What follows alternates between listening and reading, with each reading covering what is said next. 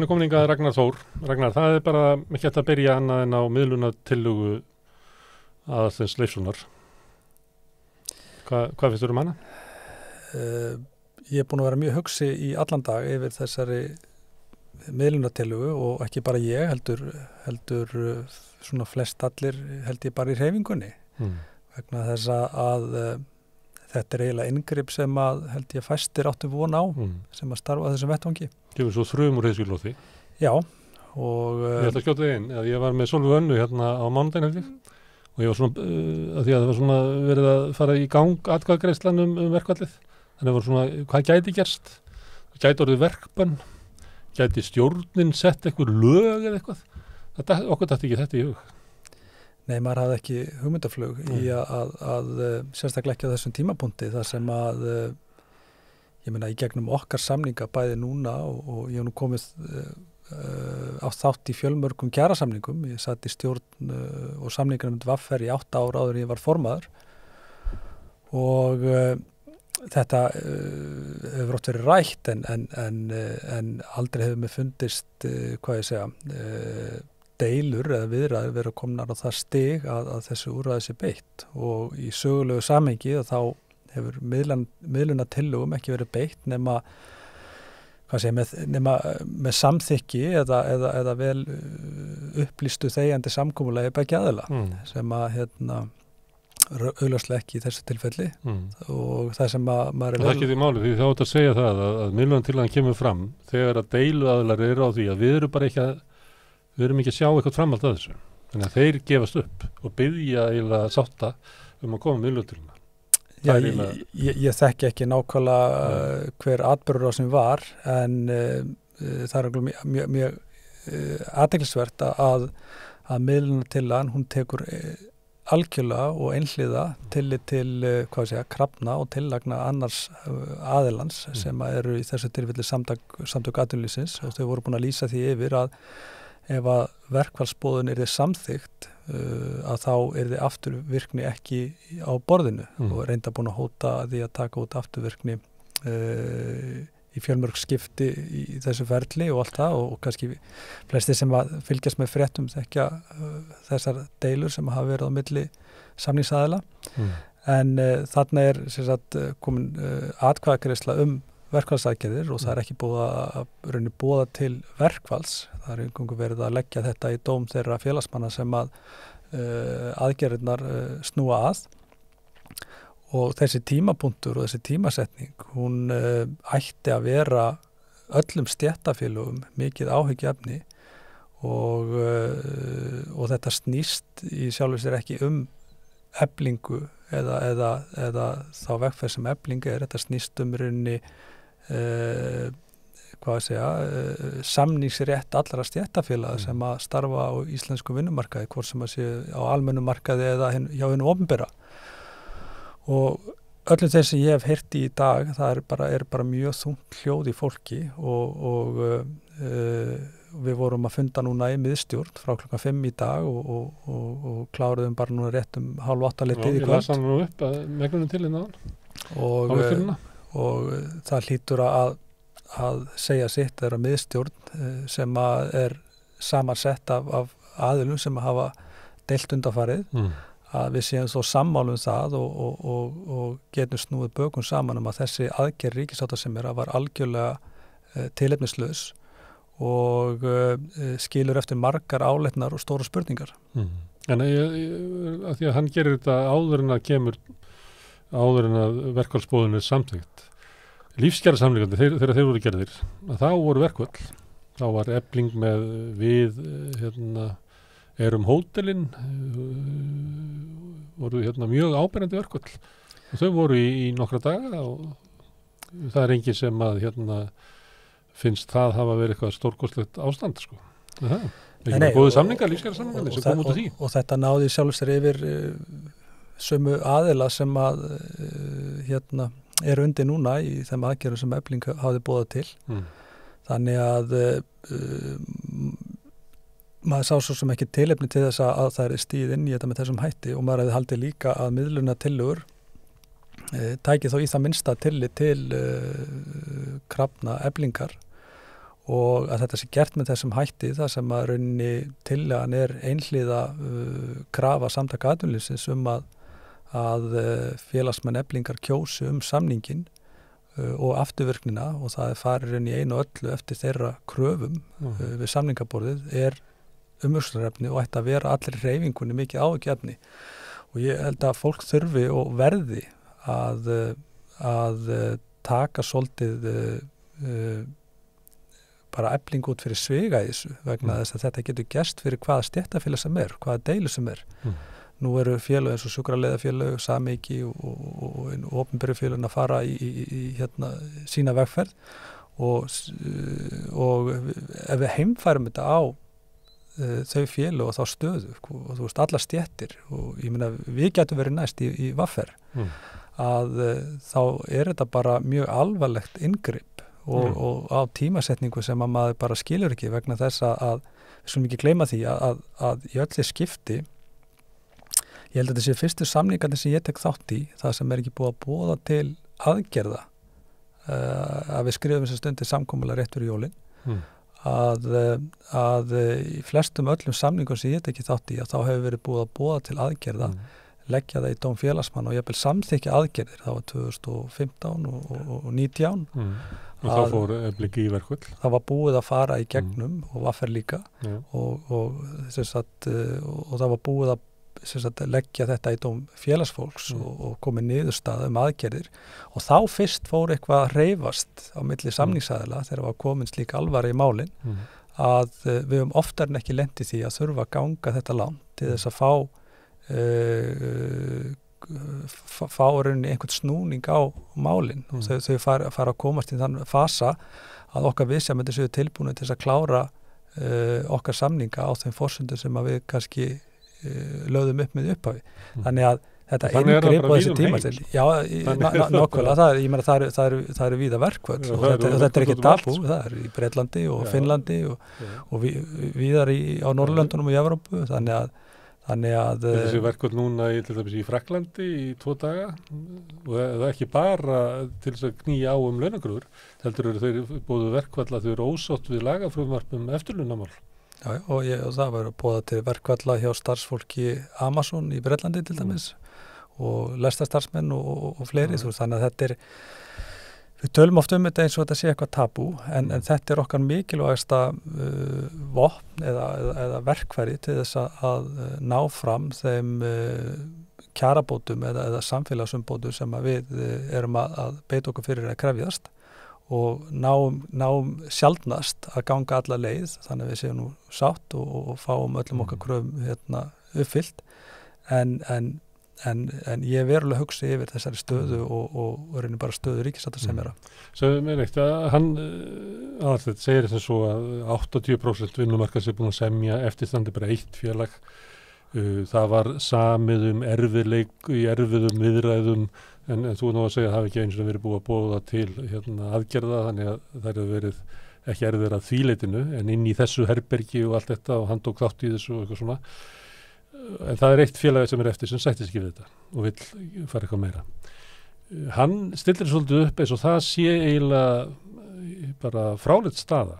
Það svo innan úr hreyfingunni? Nú áttum ég alveg því að sá sem var kannski samdinn í herberginu, hann vill svona, hann vonar ekkert svona heitt persónulega að sá sem ekki fer á eftir og fær meira. Þú veist, það svona erfitt fyrir hann að koma til sinna félaga og eitthvað svoleiðis. En það ekki samt svona að þú horfir bara við söguna að árangurinn oft náður með því að það eitthvað sem að finna lengra og eitthvað fleira og endan þá græði allir á því. Það ekki svona sameiginleg skilningur hreyfingarinnar að það sé ekkert að því eða eitthvað félag vill halda áfram, þá það bara gott. Eða hvað, það slæmt? Í fyrsta lagi þá eru samningar Eflingar, þú veist það alltaf að tala þannig að þetta séu einu samningarnir sem eftir en það bara fjari lagi, ég meina eins og ég sagði áðan, sjúkraliðafélagið hefja sinna viðræður og Samhengi og fleiri félög hjá hennu opinbera.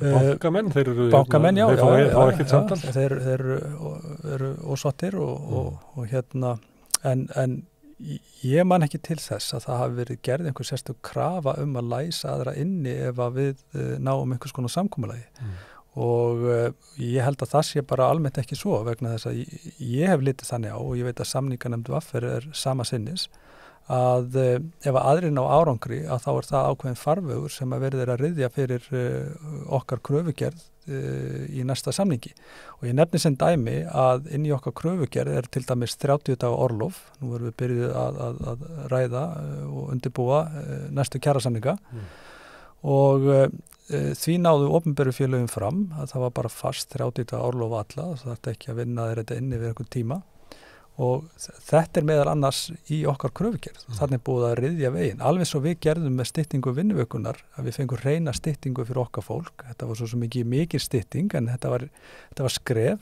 og opinberu félögum ganga á eftir og ná betri árangri á þeim grunni sem að við lögðum og við ætlum síðan að nota þann grunn og fara fram með frekari styttingu vinnuvikunar í næstu kjarasamningum.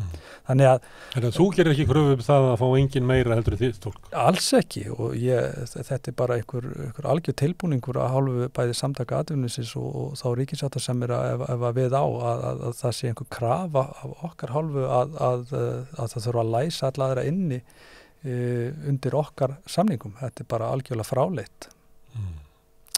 Hvernig hvert fyrir þetta? Er hægt að við fengja lögmæti því svona í þessi vafi sé á Efling segir að þá er það meiningin svo að þetta ekki gert í samráði við samninganefndirnar? Ég held að við erum reyndar að skoða þetta bæði lögmenn okkar félags og sömuleiðis líka lögmenn ASÍ og við vorum að fara yfir lögfræði álit sem að gafst nú ekki mikill tími til þess að vinna þetta en jú, það leikur verulegu vafi á lögmætið en það bara eins og verið að skoða þetta og ég held að það blasi við að það þarf að leita dómstólaleiðina til þess að fá úr því skorið af því að það er alveg ljóst mál að eins og segir í yfirlýsingunni frá Alþýðusambandinu að þetta sé neyðar ráðstofun neyðar úrræði og það er á engan hátt hægt að rökstyðja það að málin voru komin í þann hnút að það hefði þurft að fara þessa neyðar úrræða leið sem að ríkissáttasemjari fer. Og klárt að þetta stangast á við söguna, hvernig svo hefur verið beitt? Já, það gerir það. Þetta er mjög hvað liggur þetta baki? Við vorum eitthvað að reyna, ég og María vorum eitthvað að reyna að ráða í þetta. Því að það er ekki hægt að færa rök fyrir því að þetta sé eitthvað svona efnaðsleg vá. Þú veist, þetta er verkfall sem að hefði skadað starfsemi 7 hótela í Reykjavík. Það er ekki neyðarástand. Það er ekki efnaðslegt neyðarástand sem að kallar á inngrip. Og þá fórum við að velta fyrir metur maður eins og svo að þetta sé pólitískt vá. Að ef að Efling með sína róttæku verkalýðsbaráttu fær að sprikla að það geti bara riðlað samfélaginu. Ég kýsa að svo sem að fabúlar ekki hvað býr hérna baki en það er augljóslega hlýtur að vera einhver þrýstingur vegna þess að maður bara sér ekki hendi sér að þetta hafi bara komið bara upp á þurru að ríkissáttasemjari ákveður að fara þessa leið. Þá almenningur að þetta er embætti, þá almenningur rétt á að vita það, hver hringdi í ríkisendurskoðanda síðustu viku? Var það einhver að ráður honum? Já, ég get engan veginn svara því en auðvitað eru mörgum spurningum ósvarað, spurningum sem að ríkissáttasemjari þarf að gera skila og svara, þannig að það blasir alveg við að málun er ekki lokið. Nei. Herðum, Ragnar, þetta búið að viðburðaríkt haust og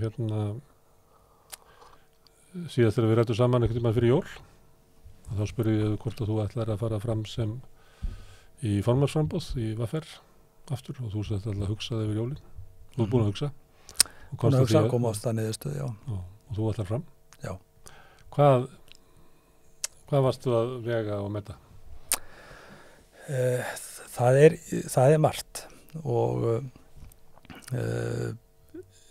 kannski fyrst og fremst það að sitja í þessari mikilvægu stöðu eða sinna þessari mikilvægu stöðu í okkar samfélagi að stýra stærsta stéttarfélagi landsins því fylgir mikil ábyrgð og gera þetta þeim krafti sem að ég kýs að gera þetta, að þá þarf ég að hafa bæði trú á því og orku og þarf að vera stemdur í verkefnið að því að eins og sé ég vil frekar stiga til hliðar heldur en að gera hlutina með hálfum hug þannig að ég hef bara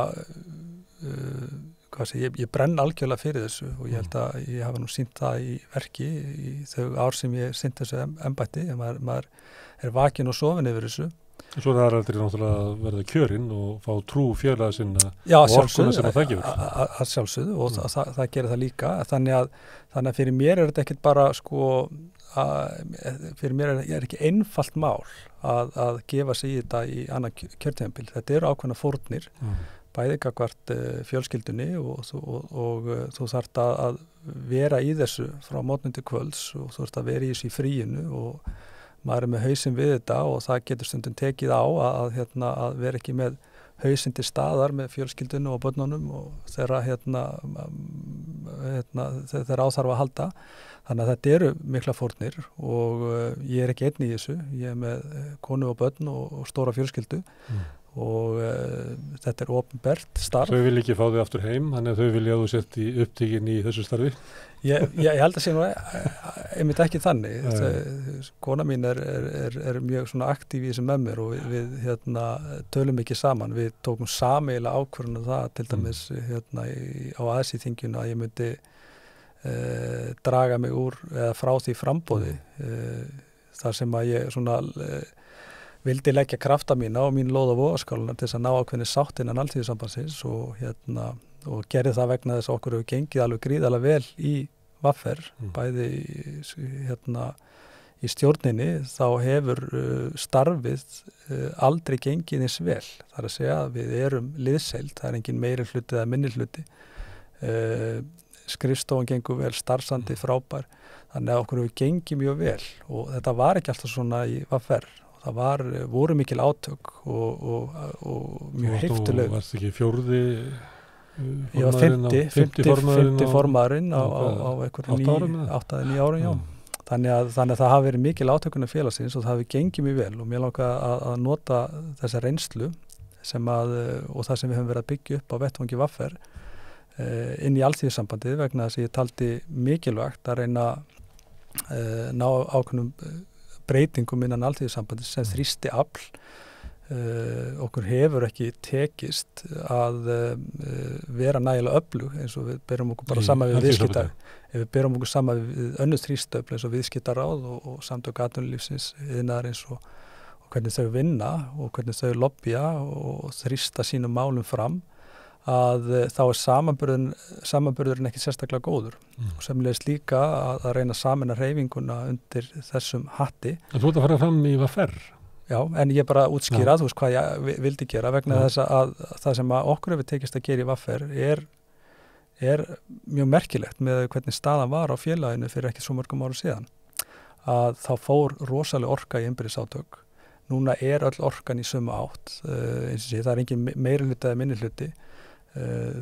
Við erum liðseild og það sem að það gerir fyrir okkur er að við getum unnið miklu fleiri málum brautagengi. Við erum að gera miklu meira, við erum að vinna með öðrum þrýstu hópum og félagasamtökum sem að vinna í almannaþágu eins og neytendasamtökunum, Landssambandi eldri borgara og erum að núna fara í samstarf með Píeta-samtökunum og við erum að gera bara fullt af hlutum sem að gagnast bæði okkar félagsmönnum og samfélaginu. Sækistu eftir stuðningi stjórnar áður og ferði í framboð?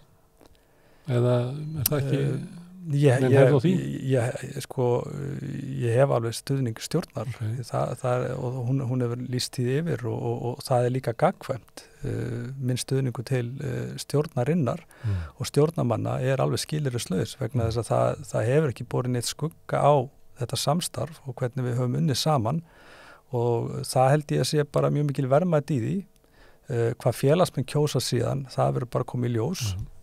En þegar að fólk fer fram í framboð til formanns í verkalýðsfélagi, er það þá þannig að segja, ég býð mig fram í til næstu 2 ára og ég ætla að gera þetta.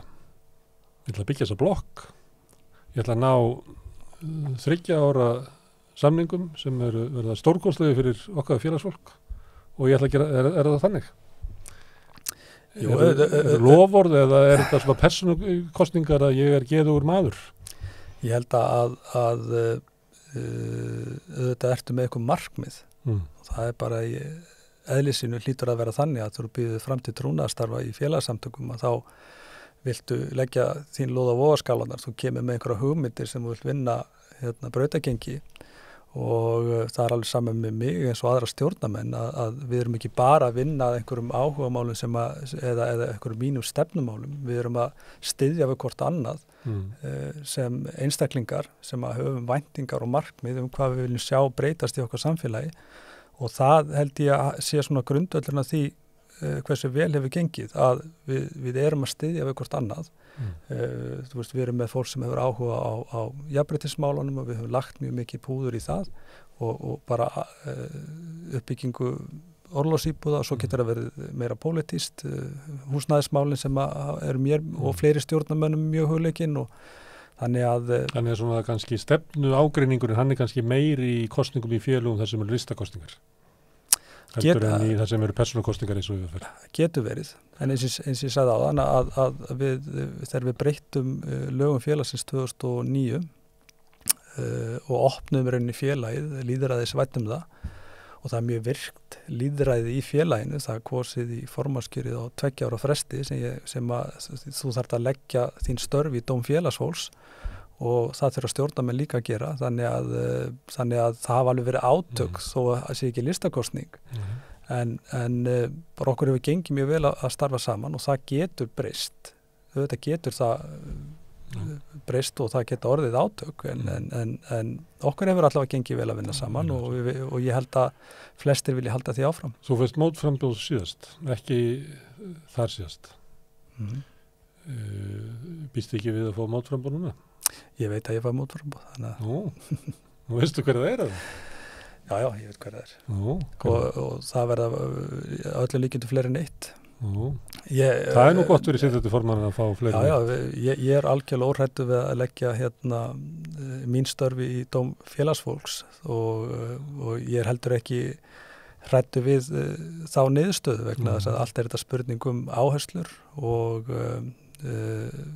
leggja bara raunni sín verk og sína vinnu í dóm félagsfólks og það er það síst málið. Og hverju munu fara fram á móti þér? Við leifum bara þeim einstaklingum að gera grein fyrir því þegar að því kemur. Þú ræður hvort þú svarið en ég verð að spyrja, ég get ekki... Já, sjálfsögða. Ég heyri þú veist það. Já. Herðu, þá fyrir við hérna í næsta hring sem að er aðeins í. Það var frestað þingið þar sem að þú og félaginni gengu frá borði og þú lýsti yfir að þú hefur dregið frambúðið tilbaka.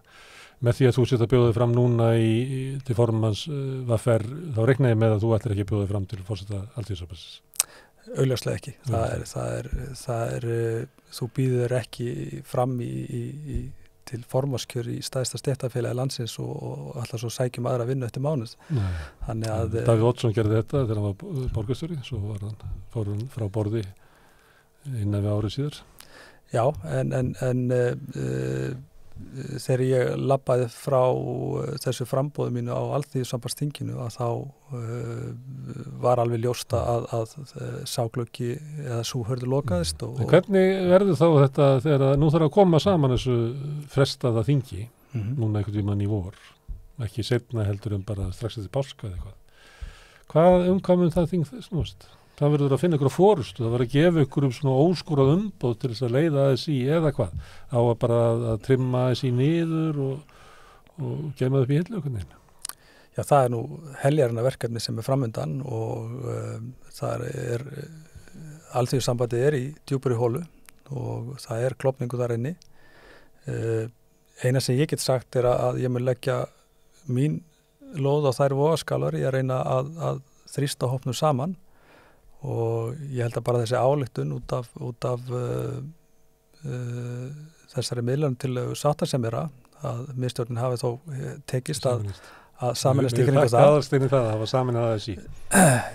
Já, ég ætla nú samt að fara varlega í þakkaræðina en við erum bara að vinna í þessu og Kristján hefur staðið þessi ágætlega í að leiða þetta verkefni og þetta er mjög krefjandi og það er mjög krefjandi að vera í aðstæðum þar sem eru innbyrðis átök og maður óskar engu þess að vera lengi í slíkum aðstæðum en við erum þá gerist það sama, þegar það er svona mjög átök þá gerist það þannig að sko hópurinn er ekkert að reyna að ná sko stefnumótandi nýri stefnu í lífeyrissjóðsmálum eða eitthvað slíkt, heldur þá bara oft verður það þannig að það er bara reynt að halda þessu gangandi, komið og bara nógu litla skammta, þannig að kannski er ekkert átöki meiri ef að allur hópurinn veit að það er ekki bara ASÍ er ekki í standi til þess að taka einhverja stefnubreytingu.